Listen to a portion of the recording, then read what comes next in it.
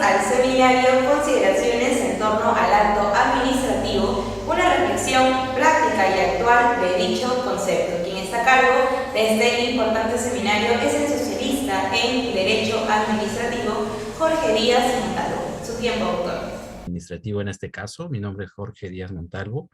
Soy profesor de Derecho Administrativo y tengo, digamos, el gusto de poder dirigirme a cada uno de ustedes. El día de hoy vamos a tratar un tema muy importante referido a las consideraciones en torno al acto administrativo, desde una suerte de reflexión práctica y actual de dicho concepto, ¿no? El concepto de acto administrativo probablemente es uno de los más importantes, toda vez que esta suerte de decisión por parte de la administración que busca incidir en la realidad, eh, tiene pues una suerte de manifestación considerable en nuestra realidad, ¿no? Entonces es importante tomar en cuenta que si bien estamos hablando de una suerte de concepto tradicional, bastante definido, es la práctica administrativa y las distintas experiencias y casos que se vienen dando quienes nos imponen una suerte de análisis y reflexión a propósito del acto administrativo.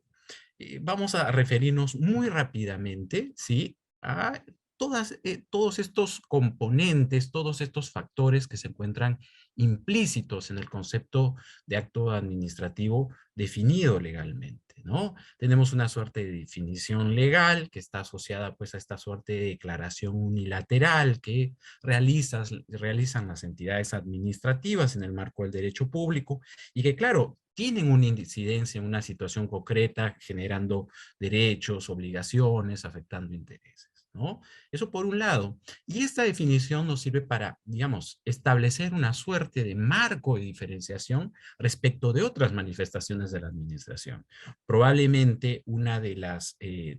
digamos, principales diferencias que existen entre un acto administrativo como manifestación de la administración respecto del reglamento, que viene a ser pues otra manifestación, pero en el ejercicio de una potestad reglamentaria, es que, digamos, el acto administrativo se encuentra directamente vinculada a situaciones concretas, ¿no? A diferencia de la potestad reglamentaria que versa sobre situaciones abstractas y que naturalmente tiene un alcance general y toda una lógica de incorporación en el ordenamiento, ¿no? De igual forma, si estamos hablando de actos de administración interna, ¿no?, cuya finalidad es establecer una suerte de orden, garantizar el funcionamiento de las entidades y tiene una suerte de incidencia intrainstitucional, ¿no?, al interior de la institución, a diferencia de los actos administrativos cuya incidencia siempre es fuera de las instituciones o que afectan directamente a derechos de los administrados, ¿no? Eh, y desde luego, a partir de esta definición legal, que incluso nos dice cuándo no estamos hablando de actos administrativos, es que podemos generar este marco de diferenciación respecto de otras manifestaciones de la administración. Es importante, sí, ser claros en que nuestro ordenamiento establece una suerte de calificaciones y etiquetas a las distintas manifestaciones que las administraciones podrían dar en el ejercicio de sus potestades, en el marco de los procedimientos. En ese sentido, resulta fundamental reconocer cuáles son las características, los elementos de validez y la definición del acto administrativo para no guiarnos por la etiqueta, sino más bien por la propia naturaleza. Vamos a dar algunos ejemplos que explican un poco más la importancia de conocer estos pilares del concepto definido de acto administrativo para, al momento de encontrarnos en un procedimiento con una suerte de informes que pueden ser calificados así por la autoridad administrativa y que al analizar las características, la incidencia que tienen en el procedimiento, no tienen esa naturaleza, sino más bien la de actos administrativos de trámite, por ejemplo, ¿no? Entonces, el analizar este concepto, el definirlo a propósito de estos pilares, nos va a llevar a una suerte de entendimiento mayor y de una suerte de diferenciación que es sumamente relevante al momento de entender las distintas manifestaciones de la administración. Conceptos que si bien parecen claros, conceptos que podemos dar por sentado, en la práctica administrativa es importante analizarlos, reflexionarlos para no tener problemas con ellos. Entonces, ya hemos hablado rápidamente de la definición, hay una suerte de características que nuestro ordenamiento impone en los actos administrativos, hablamos de una presunción de validez, una suerte de estabilidad respecto a los actos administrativos, estos son también impugnables, tienen la, digamos, la característica de gozar de autotutela que permite dotarles de una característica de ejecutividad y ejecutoriedad.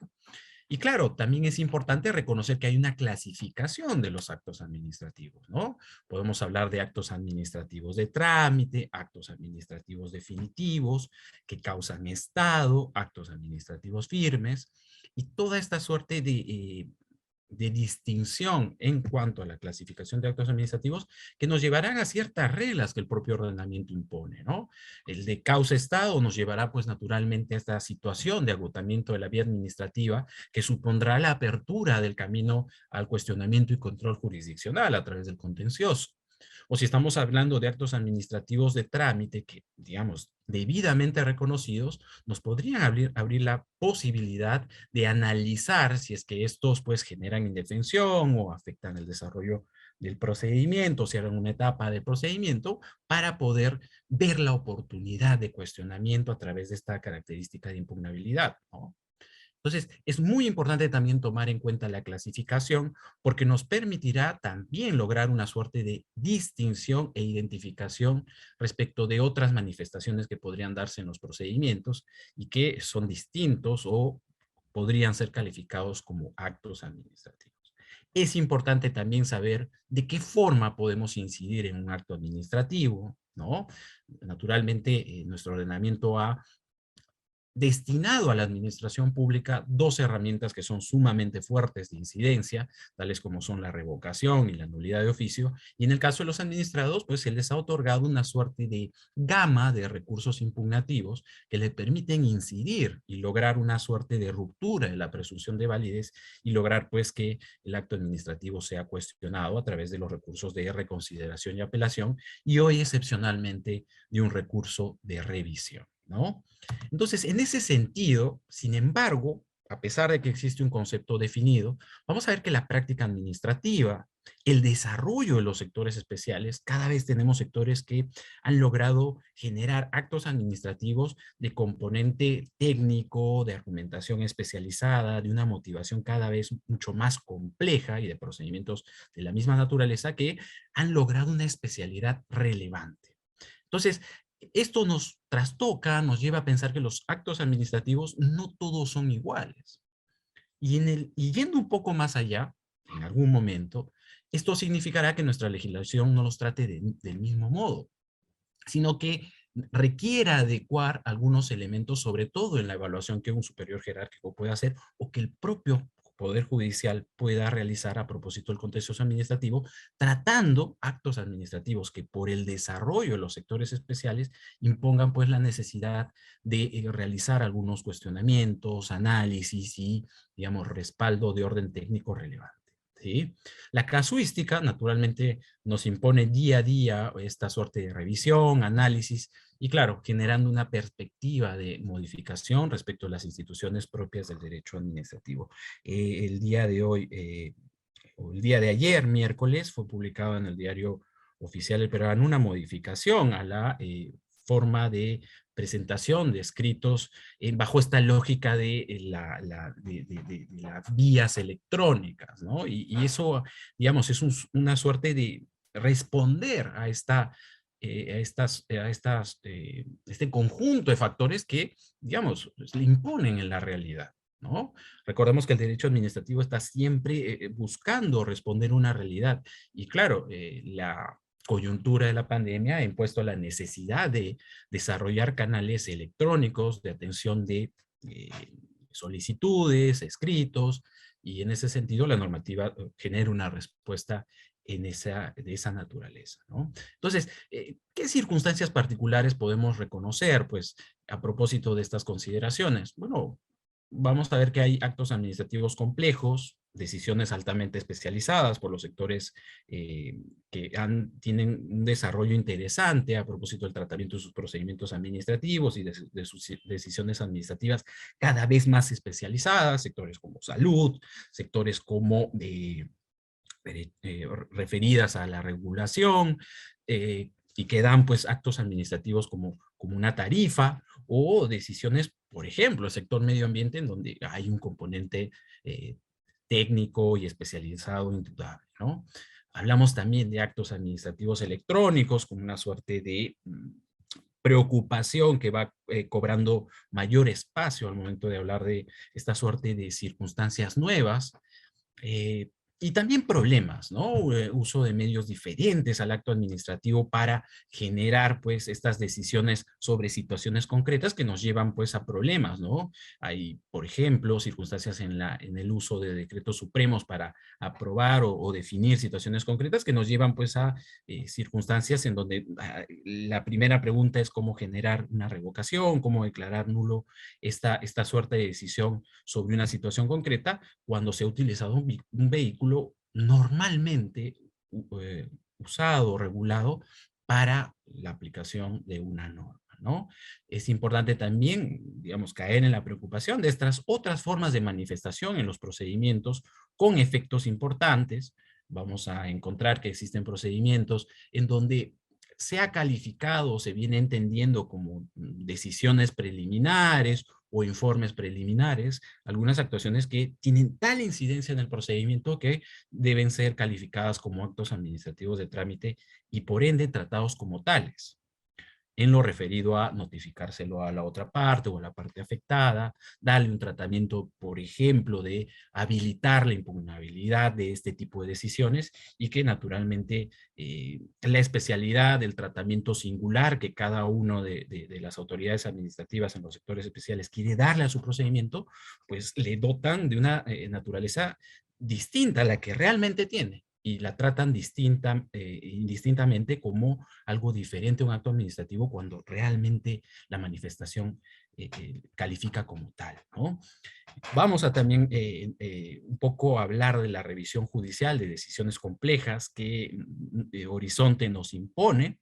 y naturalmente cuáles son, digamos, los principales problemas que los órganos jurisdiccionales vienen teniendo al momento de analizar actos administrativos de la primera naturaleza, ¿no? Tales como tarifa o decisiones altamente especializadas. Bueno, los elementos de validez los conocemos, la normatividad es clara en señalarla, eh, hay que saber distinguir vicios trascendentes de intrascendentes, caso por caso, pero, por ejemplo, el tema de competencia, hay una suerte de consideraciones, complicaciones en la realidad. Los sectores generan una suerte de cambios. Vemos que la competencia como tal es uno de los conceptos que va generando pues una serie de retos, ¿no? La incorporación de nuevas entidades nos lleva pues a una complejidad, una suerte de reparto de competencias y claridad.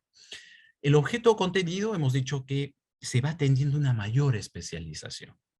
Hay una, digamos, necesidad de mayor determinación de finalidad pública, sobre todo en estos sectores especiales. La motivación impone, pues, el desarrollo y conocimiento al momento de impugnar y, sobre todo, conocer, ya sea como superior jerárquico o como órgano jurisdiccional, estos elementos técnicos y objetivos para dar la mejor decisión o, en todo caso, imponer el mejor recurso impugnativo, ¿no? Y el procedimiento regular que, digamos, debe ser ahora definido por una complejidad de etapas y actos administrativos que deben darse digamos, requieren ser usados por la autoridad administrativa eh, en el marco del procedimiento. Pero así también como deben ser usados, es necesario, digamos, generar un reconocimiento adecuado de los mismos. Y claro, las consideraciones en torno a la competencia administrativa nos da una suerte de particularidad de competencia administrativa cuando hablamos del Estado peruano, ¿no? Esta sentencia es muy interesante a propósito de entender cómo debemos comprender la competencia en esta suerte de niveles de gobierno, en esta suerte de particularidad del Estado peruano. Y claro, la lectura de la competencia administrativa es importantísimo también para leer de qué forma deben aplicarse y generarse las normas en los distintos niveles de gobierno de nuestro Estado, ¿no? Y claro, la jerarquía de normas es importante en derecho administrativo, pero sobre todo al momento de hablar de entidades y de estructura de los distintos niveles del gobierno, hay que adicionarle este elemento competencia que es fundamental para garantizar las actuaciones y la legalidad de cada uno del ejercicio de potestades de las entidades que están adscritas a esos distintos niveles de gobierno o como entidades en el Estado peruano. Decíamos, la competencia, digamos, es uno de los conceptos menos pacíficos en nuestro ordenamiento, ¿no? Hay una suerte de incorporación de instituciones públicas y cambios de competencia en el tiempo. Esto visto desde una perspectiva general, no desde un momento actual, ¿no? Hay que ver una suerte de perspectiva en el tiempo y que naturalmente si uno avisora un horizonte de práctica administrativa, de incorporación de distintas entidades, vamos a caer en la cuenta de que hay una suerte de necesidad de regulación y de repartición adecuada de las competencias al momento de la incorporación de nuevas entidades. Pasó con el caso de OEFA, ¿no? Una suerte de reparto, un primer momento de limbo en donde distintas entidades públicas, digamos, habían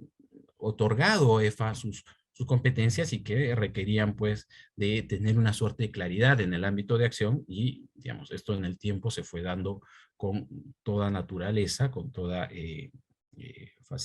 digamos, como una suerte de proceso en el tiempo, muy corto, pero que, digamos, imponía la necesidad de tener claridad de los ámbitos de competencia y sobre todo desde los administrados poder ir reconociendo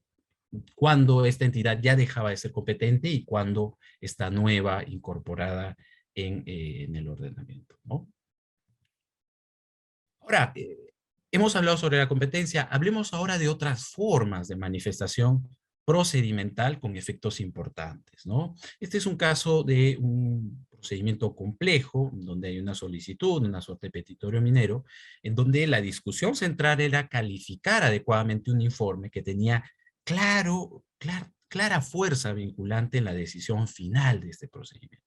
pero era calificado como informe y en ese sentido nunca fue puesto en conocimiento del administrado, hubo una suerte de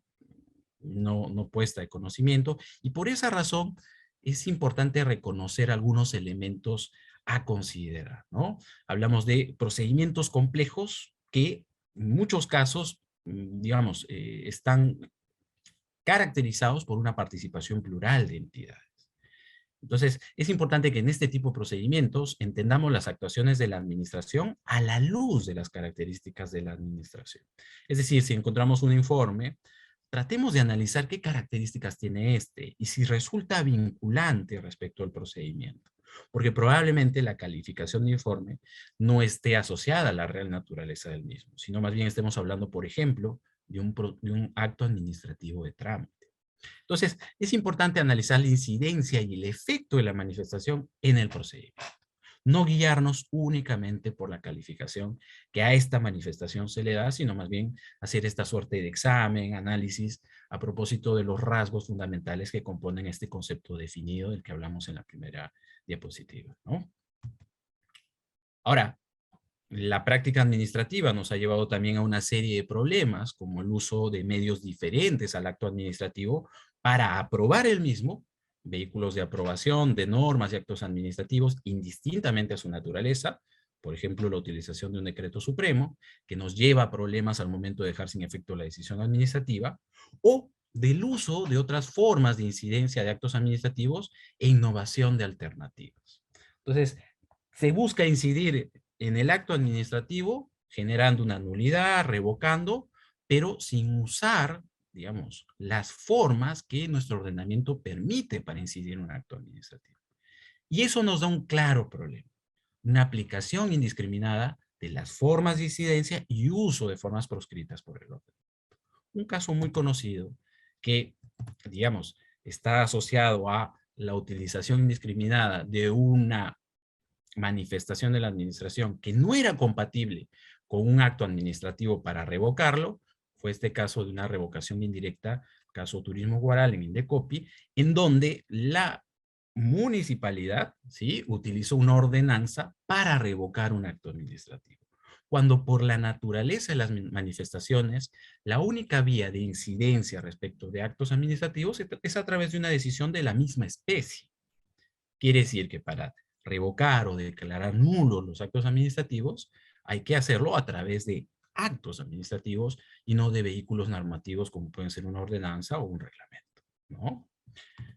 Digamos, las formas de incidencia sobre los actos administrativos que podemos reconocer en nuestro ordenamiento son de forma, digamos, muy grave, de forma altamente, de alta incidencia, vienen a ser la nulidad de oficio y la revocación, ¿no? Y claro, obedecen a razones diferentes. En el caso de la nulidad de oficio tenemos una serie de causales, en el caso de la revocación hay una suerte de inexistencia ya de condiciones que, digamos, habilitaban en su momento la generación de un acto administrativo o adicionados algunos elementos de interés público. Y la declaración también, digamos, nos lleva a una suerte de distinción, una nulidad de oficio declarada por un superior jerárquico y una revocación por la más alta autoridad. El efecto también resulta claramente diferente, ¿no? Al momento de hablar de una nulidad de oficio, tenemos una suerte de incidencia retroactiva, a diferencia de la revocación que se podría decir tiene aplicación inmediata y una suerte de naturaleza retroactiva, es decir, en adelante, ¿no? Los plazos asociados a la nulidad de oficio todos los conocemos. En el caso de la revocación no existe un plazo, hay una suerte de, digamos, condición que se da en nuestra realidad y que activa la posibilidad de revocación, y otras consideraciones que en el caso de la nulidad de oficio pasan por una responsabilidad final, funcional, y en el caso de la revocación por una indemnización, ¿no? Asimismo, para, digamos, un poco hablar también de las preocupaciones que dan estas nuevas decisiones de alto contenido especializado y, digamos, que se han venido generando como decisiones administrativas complejas y sumamente particulares, por ejemplo, la tarifa, nos lleva a, digamos, tener una serie de consideraciones, ¿no? Un acto administrativo con un componente técnico, decíamos, realmente considerable, lo que supone una alta especialización de la materia, una comprensión de algunos elementos técnicos, legales, que tienen que ver con medio ambiente, con salud, con energía, con, digamos, consideraciones económicas y legales que componen la motivación de una tarifa.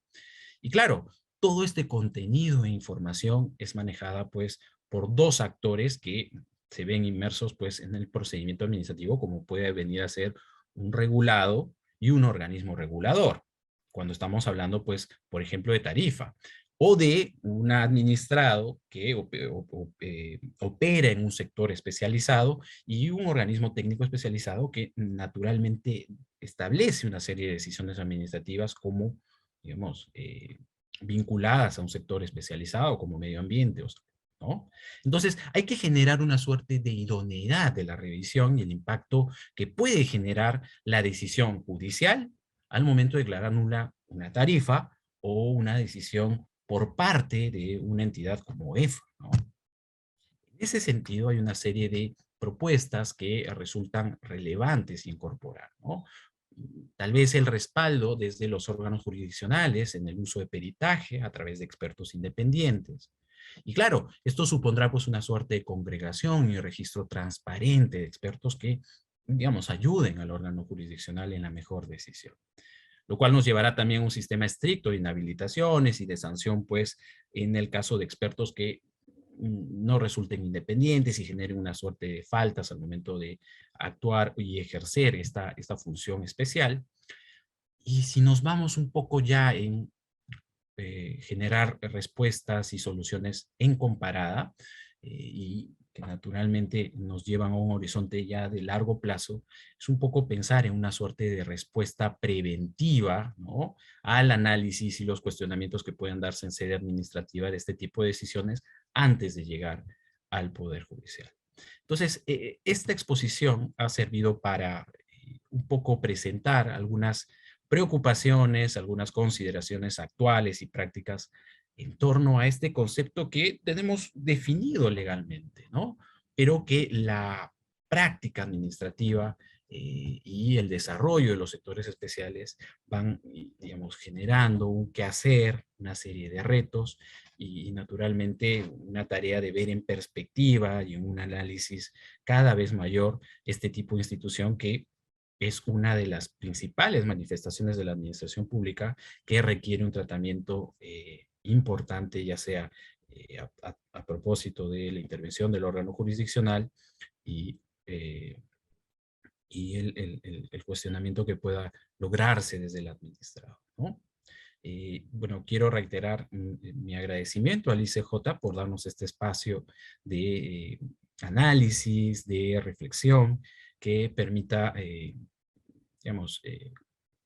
llevar adelante una serie de preguntas a propósito de conceptos que todos podemos entender como definidos, pero que resulta importante hacernos para poder, digamos, generar los cambios necesarios y las modificaciones o reflexiones necesarias para un mejor tratamiento legal de este tipo de conceptos. Muchas gracias. Agradecemos por su ponencia y también a toda la audiencia por haber participado de este seminario y a su vez informarles que contamos con más seminarios, conferencias y diplomados. Podrán observar toda esta información en pantalla y también en nuestras redes sociales. Nos vemos pronto.